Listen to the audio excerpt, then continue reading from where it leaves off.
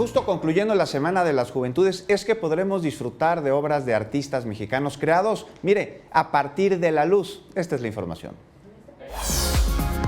Obras de arte realizadas con luz, proyecciones monumentales, creaciones coloridas proyectadas con mapping, esculturas de luz, instalaciones, iluminación arquitectónica, caminos de luz, velas, cine y música es lo que el Festival de Luz de México 2017 ofrecerá en esta edición. Poder tener hoy un festival con toda esa identidad y con todo ese trabajo de artistas locales que de una u otra manera, a partir de la multidisciplinariedad, se vinculan con la luz y traen la luz desde su sensibilidad para el público de la Ciudad de México de manera gratuita e incluyente. Este año la mitad de los contenidos fueron realizados por artistas mexicanos, basados en el muralismo mexicano, sin dejar atrás el talento de artistas de Estados Unidos.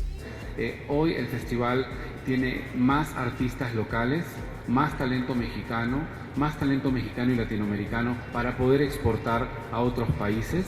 Philus Lab es un proyecto que dura todo el año. La programación está basada en un recorrido de 4 noches durante las cuales se podrán recorrer las más de 20 sedes en donde se encuentran las obras.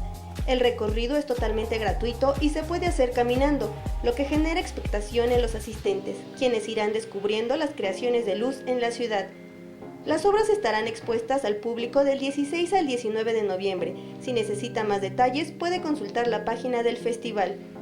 Con imágenes de Javier Martínez, Mariana Sánchez, 21 Noticias.